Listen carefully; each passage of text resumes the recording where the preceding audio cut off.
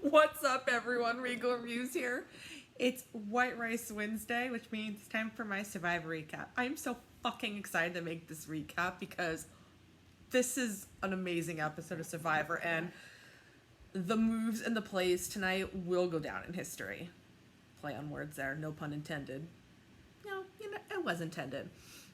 So you get to Exile, and you see that Erica's impressed herself for being able to adapt on Exile Island. And I give anybody props who goes to Exile and is able to survive 2 days out there with no food, no shelter, nobody.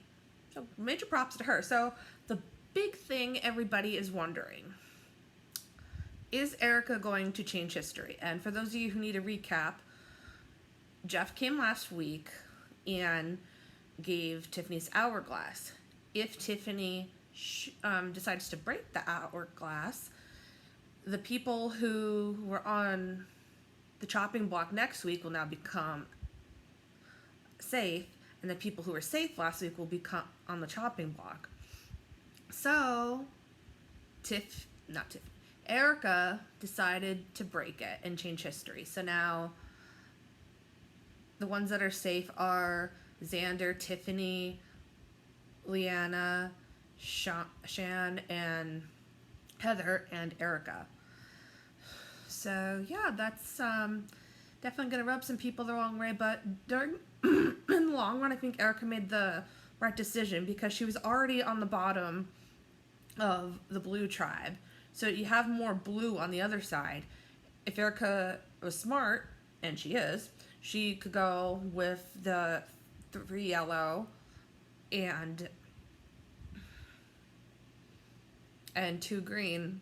And Heather, I don't think she's ever had a problem with Heather, and vice versa, so that would be a good spot for Erica. So the immunity challenge is the classic foot challenge. You have to basically use your feet only, and you have to release this rope to drop blocks. And with only your feet, you can only assemble the blocks, and you have to put a flag in it. And that was probably one of the closest individual immunity challenges I've seen in a while. It was really neck and neck, and it ended up being Ricard that got immunity by a few seconds. So congrats to Ricard. So we get back to camp, and Danny is upset and doesn't think it's fair. I'm like, this is Survivor. I mean, not everybody's gonna like the rules of Survivor. I mean, it's not all rainbows and unicorns and you get handed stuff all the time, you know. Ricard comes up with the idea to get rid of Evie, and Danny says to Leanna that Evie's on the chopping block, and Shan isn't sure. No, that's actually Leanna's not sure what to do because she's aligned with the People of Color Alliance, and then she's close with Shan, but she's been also very close with Evie since the beginning. So who do you go with?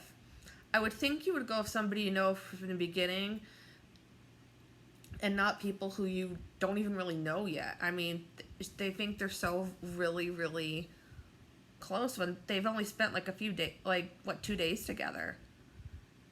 So yeah, I would go with Evie because you don't even know if you could trust these people or not. I mean, anybody in that situation would be like, would you rather go with loyalty or would you rather go with chance? You know what I mean? So Xander then wants to give his idol to Evie, and Tiffany then lets everyone know that Liana has that advantage, and Xander confirms that he's going to play it for Evie, and that gets to Liana. So now I don't know why Xander put it out there that he's going to play it for Evie, because now Liana can use her advantage and say it to Evie. So I'm thinking, is he fucking dumb as rocks or what? And they're looking over the fine print of the advantage, Shan and Liana, which I admire that, because you definitely want to make sure you know what the fuck you're doing out there. And it does say whoever is in possession of the idol I mean, technically, if Xander gives it to Evie, that's Evie's idol. It's not Xander's anymore. So Leanna definitely has a task ahead to play this advantage right or not. So the other name that was thrown around was Desean and Sydney. I don't know why the hell Sydney's name was thrown out. I guess it's more like the it's not me strategy, you know, as long as it's not me, just throw somebody else's name out. And the guys, well, Danny and Desean are very adamant about getting rid of a girl, so interesting. So you get the tribal, and there's, you know, a lot of talk about advantages and relationships, because we're at this point of the game where it's the merge. So even though you've built these, you basically by yourself. I mean, it's very key to build these relationships and trust, because sure, the physical aspect of Survivor and mental aspect is very important, but the social game will determine if you win the million or not. So Xander points out at Tribal that he has an idol. I'm thinking, what the fuck are you doing, Xander? Like, now everybody knows he has an idol. He's showing it, and I'm thinking, I'm like, what the hell is going on? So Leanna asks Xander the question, do you have an idol? To which Xander replies, no, but you could have this fake one. I'm like, oh, snap. And you see exactly how it played out that morning. Basically, Xander, for insurance purposes, gives the idol to Tiffany, and Tiffany is in possession of the idol. So then that way, Leanna can't say to Evie or Xander that. I mean, she can only say it once, but, you know, she would have never thought to ask Tiffany for it. And apparently Xander came up with the idea to make a fake idol a while back. So, yeah, I'm like, I'm going to put my iPad here for a second.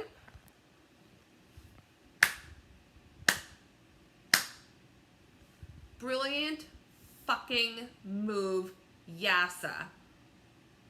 Wow, the look on Leanna's face was amazing. I mean, on everyone's face. It was just like, but it was the fact that Leanna was so sure of herself. I mean, with all the information you had, why the hell were you so sure Xander, that Xander was going to keep the idol? You know what I mean? So, Xander is a freaking genius for making not only a fake idol, but fake enough to fool everyone. Because, you know, there's been some, you know, fakes out there that aren't like, you could definitely tell they're fake. And Tiffany, for coming up with the idea of telling everybody, and then taking the idol, and then the thing then was, do you give it back to Evie? And Tiffany was like, it's not my idol, it's Xander's. So Xander's trying to assure Evie that, you know, she's safe, she's safe, she's safe. Tribal's going live, and nobody knows what to do. They're talking here, plan B, this and that. And Sydney ends up being the first person that uses the shot in the dark, and she is not safe. So Sydney and Evie are fair game, and it looked like it was going to be a tie, and Tiffany doesn't use the idol, she keeps it. So now technically the idol is Tiffany's, unless she gives it back to Xander. And Sydney ended up being the one that got sent home. And we see that Desean used his extra vote. So I'm like, I don't see the reason why they got rid of Sydney. Only the fact that I want to get rid of a girl. We can't have girls winning the game. We can't have girls. We can't have a girls alliance. Yeah, it's freaking ridiculous.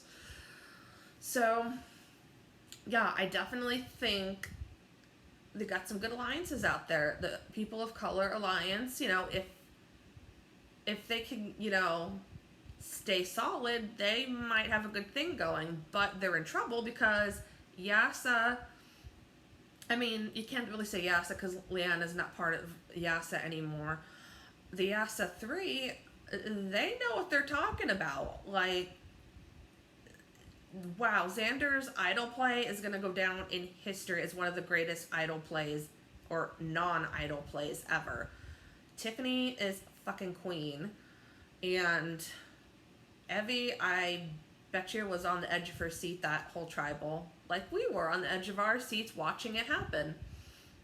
So yeah, previews for next week show that, you know, everybody's name's being thrown out there basically, so anybody's game at this point. So I hope you guys enjoyed Survivor tonight. I know I did.